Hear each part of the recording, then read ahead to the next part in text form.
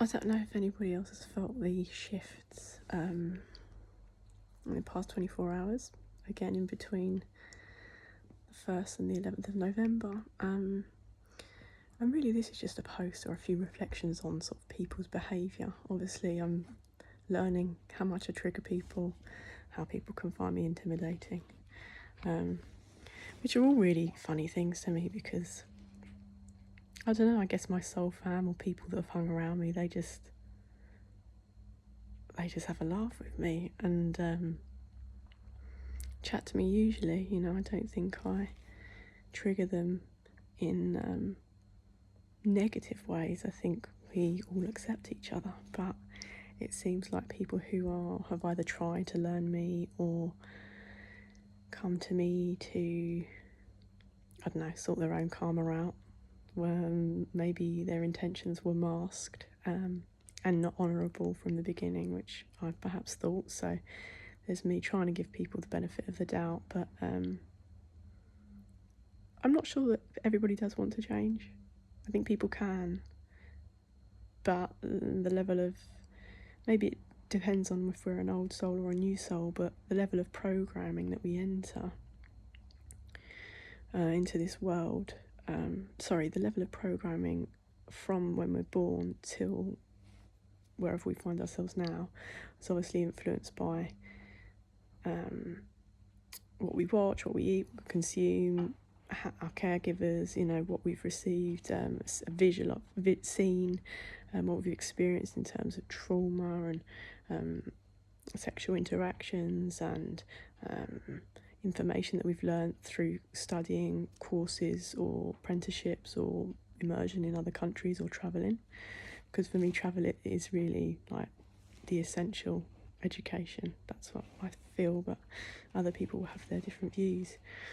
And it feels like people have made their choices now.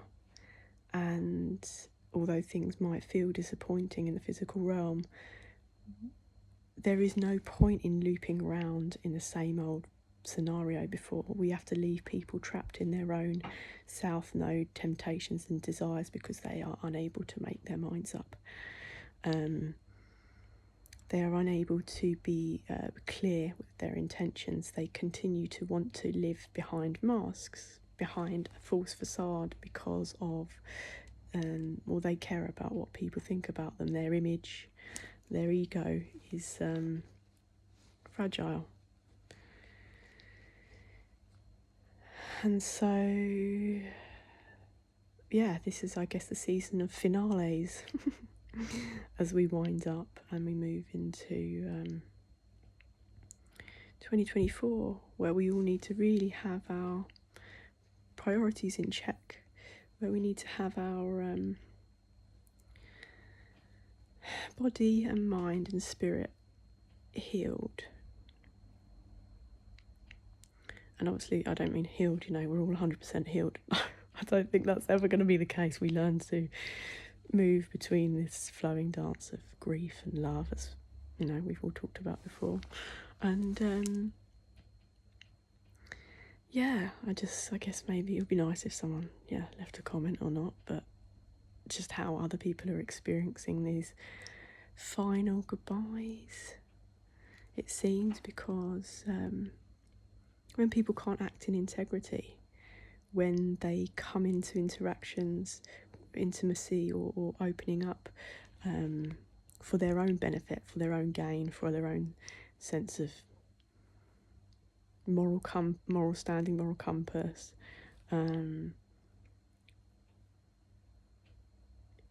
it's not authentic. And the light that we are all moving through, which is discombobulating us a lot, because we're getting cellular upgrades, we're getting DNA revivals, depending on the practices we're doing as well.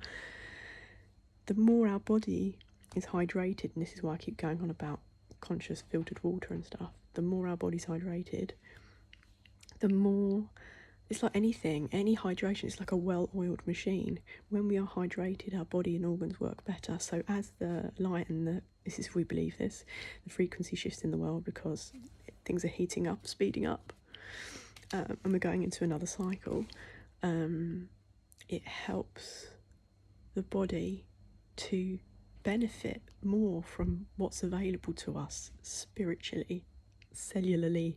I don't think that's a word, but anyway, at the moment. So yeah, I was just thinking what your thoughts are. Gonna leave people to do their immature stuff, because really I think, you know, having been through the near-death experiences, which is a point of reference for me now because it's gone, it's integrated, I'm living in a different reality. My life will never be the same again. I will never be the same person again. There's certain things that I have to heal, continue to heal from, and, you know, have affected close relationships and how I view the world, and things are repairing and mending and changing and shifting and evolving in alignment with the frequency I want to maintain, which is authenticity. Love, yes, but realness.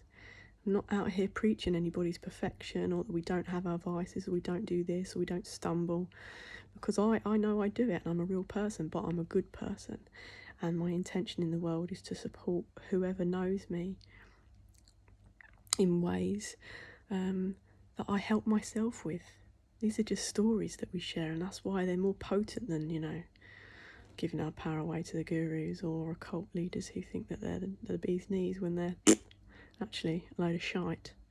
So anyway, rising rambles, and yeah, maintain the love, maintain the peace, live for truth and the depth at which you can be matched. Yeah, we're not going to get everything perfect or have everything perfect come to us, but it can be exactly what we need in that moment in time.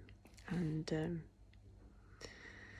learning to release expectations avoids a lot of disappointment, as we know, and everything arrives at the right time.